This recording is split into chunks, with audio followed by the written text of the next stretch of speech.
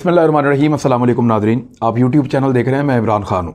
जैसा कि America Taiwan को ट्रेंड कर रहा है, उनको तगड़ा कर रहा है चाइना के ख़िलाफ़, वो भारत को भी सपोर्ट करता है, क्योंकि अमेरिका को जो अगला प्रॉब्लम है आलमी सतह पे वो चाइना से है। चाइना जमहूरियत में नहीं मानते, चाइना के लोग तरक्की में मानते हैं। चाइना के लोग मानते हैं इस बात में कि इक्वलिटी होनी चाहिए, सबको मौका मिलना चाहिए, और बहुत सारी चीज़ों में उनका बिलीफ है, लेकिन वो जमहूरियत के अंदर नहीं मानते। वो ये कहते हैं कि लोगों को डील करने का तरीका हर जगह का एक अलग हो सकता है, और अलग-अलग तरीके से आप लोगों को डील भी कर सकते हैं। और कैपिटलिज्म के अंदर जिस तरह से सरमायादाराना निज़ाम में लोगों का इस्तेहसाल होता है, चाइना उसके ख़िलाफ़ भी बात करता है। हालांकि उसने पैसा इसी निज़ाम के तहत बनाया है, लेकिन उनकी नज़रियाती असास अमेरिका से मुख्तलिफ है। अमेरिका और मगरिब इस दुनिया को अपने तरीके से चलाना चाहते हैं। चाइना और रशिया के नज़रियात मिलते जुलते हैं, और वो इस दुनिया को अपने नज़रियात के मुताबिक देखते हैं। जिन मुल्कों में बादशाहत है वो इस दुनिया को किसी और तरह देखते हैं। तो हर इलाके का अपना एक कलर है, अपना एक अंदाज़ है, और वो अपने मुल्क को या अपने इलाके को अपने तरीके पे चलता हुआ देखना चाहते हैं और उस तरीके को बेहतर समझते हैं। पाकिस्तान ने मगरिब का जो सिस्टम है उसको अडॉप्ट किया है, जिसको डेमोक्रेसी कहते हैं, जहाँ पे इलेक्टोरल डेमोक्रेसी है।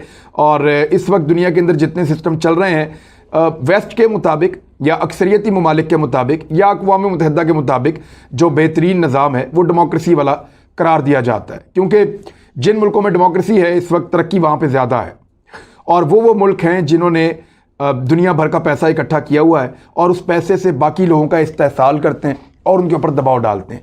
ये एक लंबी बहस हो जाएगी, लेकिन मैं आपको ये बताता हूँ कि चाइना के ख़िलाफ़ अमेरिका ने इस खित्ते में जो दो ताकतें इकट्ठी की, उनमें एक ताइवान है और एक भारत है।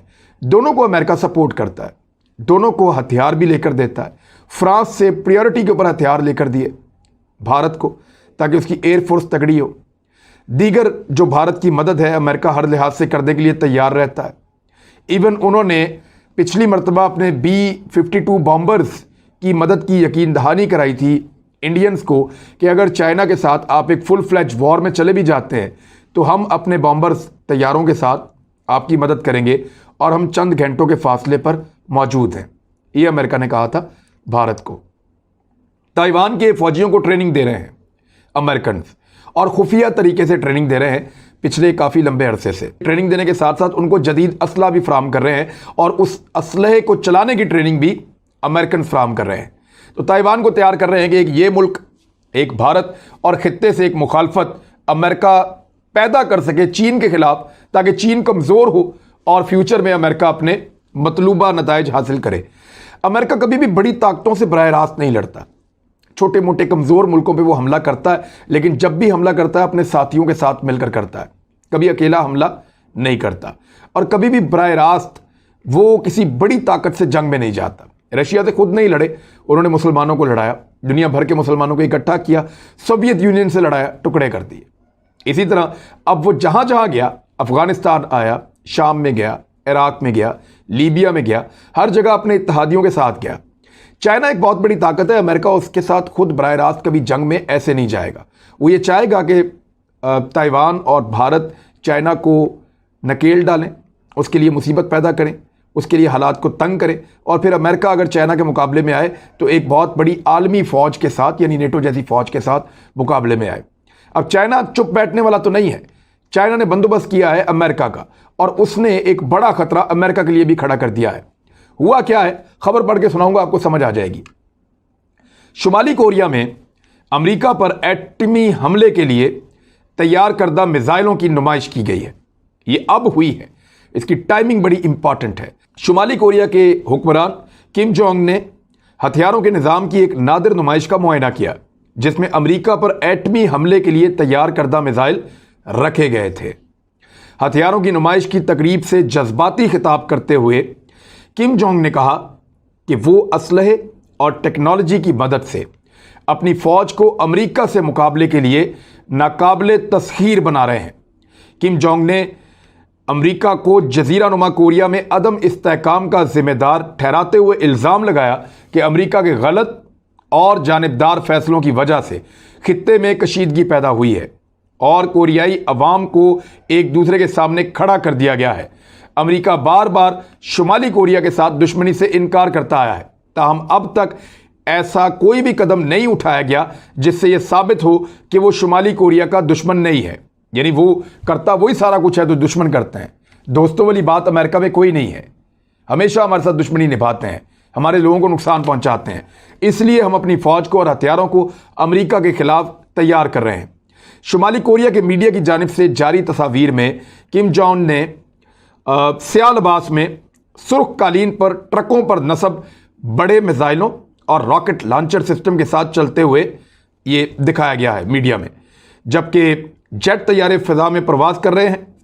वाज़ेह रहे कि 2017 में शुमाली कोरिया ने बैनुल बर्र-ए-आज़म मार करने वाले 3 बैलिस्टिक मिसाइलों का कामयाब तजर्बे के बाद दावा किया था कि अमरीकी सरजमीन पर एटमी मिसाइलों से हमला करने की सलाहियत अब कोरिया के पास मौजूद है।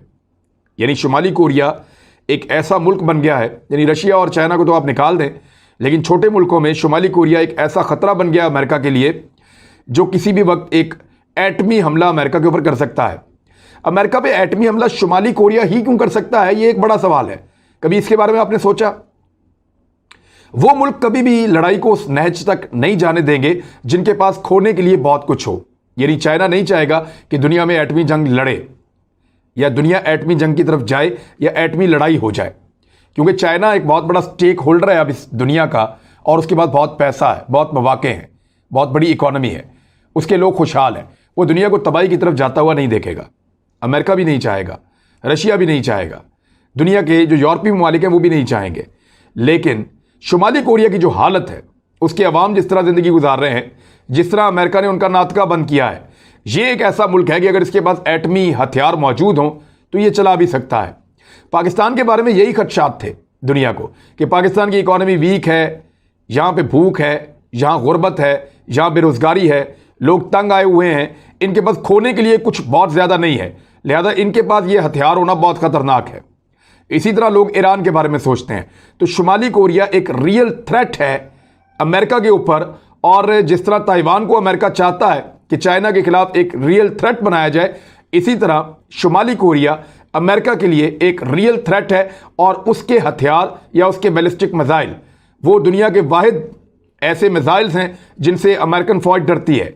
उनकी टेक्नोलॉजी इस नौयत की है कि अमेरिकन रेडार या अमेरिकन एयर डिफेंस सिस्टम उनको डिसीव नहीं कर सकता, उनसे बच नहीं सकता।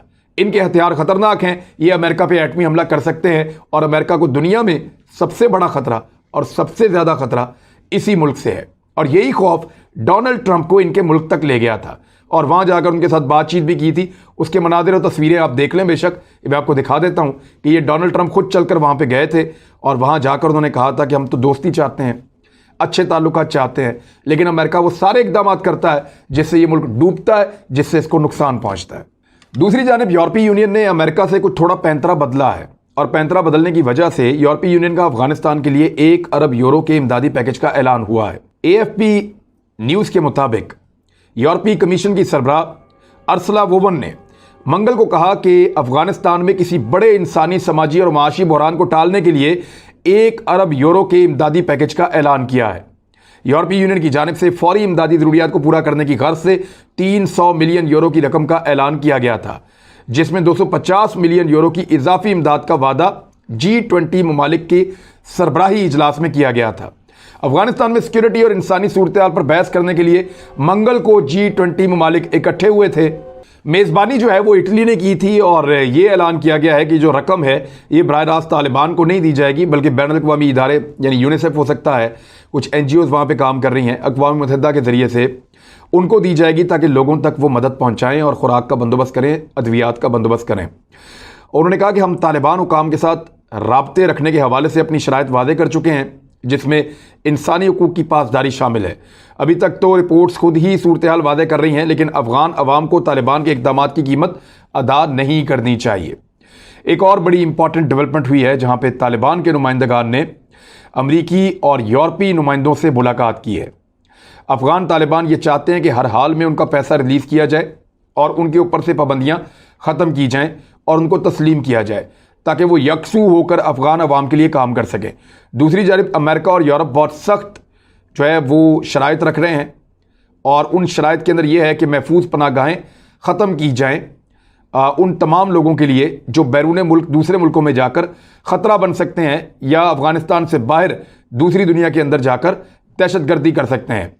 तो तालिबान की अबूरी हुकूमत जो है उसको भी वो कहते हैं हम तस्लीम नहीं करते, हम नहीं चाहते कि इस किस्म की हुकूमत बनाई जाए जिसमें अक़लियतों का हिस्सा ना हो, जिसमें कमज़ोर तबकात की नुमाइंदगी ना हो, जिसमें लोगों का इस्तेहसाल किया जाए। लिहाजा उज़्बेक उनको शामिल किया जाए, ताजिक उनको शामिल किया जाए, शिया कम्युनिटी उनको शामिल किया जाए, फिर जो हज़ारा कम्युनिटी के लोग हैं ख़ास तौर पे उनको भी शामिल किया जाए। तो वो ये चाह रहे हैं। दूसरी जानिब जलती पर तेल का काम जो कर रही है वो दाइश कर रही है, और इस वक्त दाइश की और तालिबान की लड़ाई अपने उरूज पर है अफ़गानिस्तान में। हाल ही में अफ़गानिस्तान के सूबे कंदूज में शिया मुसलमानों की मस्जिद में एक हमला किया गया था खुदकुश, जिसमें 100 से ज़ायद शिया अफराद जो हैं वो जाँ बहक हो गए थे। दाइश ने इस हमले की जिम्मेदारी कबूल की है। तज्ज़ियाकारों के मुताबिक दाइश की ये शाख इस जंग ज़दा मुल्क में शिया सुन्नी फसादात को बढ़ावा देना चाहती है। वो ये चाहते हैं कि इस्लामिक स्टेट यानी इस्लामिक स्टेट खुरासान के जो लोग हैं या दाइश के जो लोग हैं वो ये चाहते हैं कि कुछ भी करके यहाँ पे लड़ाई को बढ़ावा दिया जाए और शिया सुन्नी फसाद करवाया जाए अफ़गानिस्तान के अंदर। इसको आपको मैंने पहले ही बताया कि इस खित्ते में दाइश का बड़ा सपोर्टर जो है वो भारत है। भारत में इसके 5 कैंप्स हैं, वहाँ पे ये काम करती है। और इस वक्त जो दाइश के अंदर लोग मौजूद हैं उनमें उइग़ुर मुसलमान हैं, उज़्बेक हैं, और तालिबान के जो नाराज़ जंगजू हैं वो इसके अंदर शामिल हैं। तालिबान और दाइश ये दोनों सुन्नी ग्रुप हैं, लेकिन इसके बावजूद ये दोनों आपस में लड़ रहे हैं क्योंकि तालिबान ने इक़्तिदार में आने के बाद शिया अक़लियत को तहफ़्फ़ुज़ फ़राहम करने का ऐलान किया था, लेकिन ISIS ने या दाइश ने उन्हें निशाना बनाना शुरू कर दिया है। और तालिबान के पास कोई बैरूनी मदद तो नहीं है, लेकिन वो इस वक्त दाइश के साथ लड़ रहे हैं। उनके सपोर्टर्स कौन हैं? इस वक्त तालिबान को जो सपोर्ट मिल रही है वो मिल रही है हक्कानी नेटवर्क की तरफ से।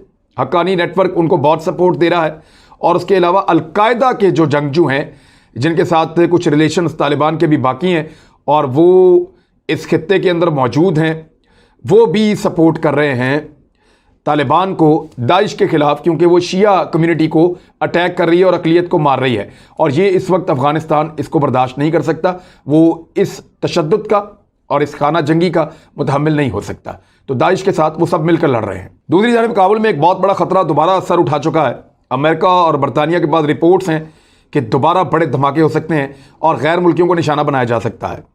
अमेरिका और बरतानिया में अफ़गानिस्तान में मुकीम अपने शहरियों के लिए अलर्ट जारी कर दिया है। हदायत की है कि होटलों के इस्तेमाल से फौरी तौर पर गुरेज किया जाए।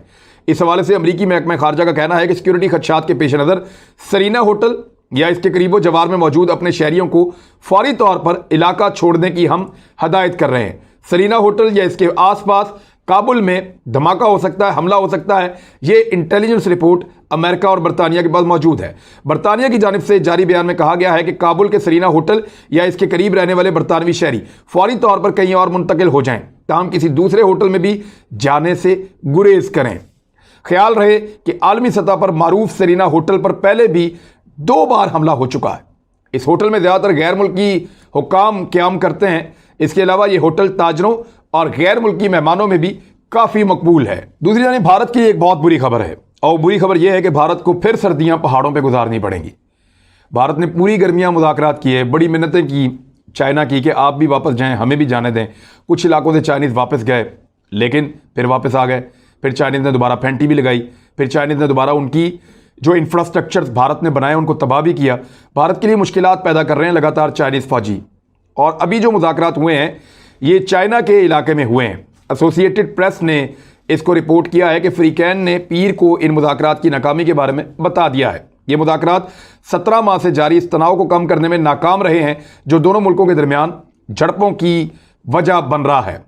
अब दोनों मुमालिक लद्दाख के सख्त सर्दी वाले इलाके में अपनी फ़ौजें बरकरार रखेंगे और इनको सर्दियां वहां गुजारनी पड़ेंगी, जो भारत के लिए एक डरावना ख्वाब है। उसके फ़ौजी रोना शुरू हो जाते हैं, परेशान हो जाते हैं कि इतने मुश्किल हालात के अंदर चाइना जैसी सहूलियात भी नहीं है, उन जैसी फैसिलिटीज़ भी नहीं है, उन जैसी खुराक और हथियार भी नहीं है और उन जैसे टेक्नोलॉजी भी नहीं है। इसके बावजूद वहाँ पहाड़ों पर ड्यूटी करनी पड़ती है, तो ये बहुत मुश्किल हो जाता है।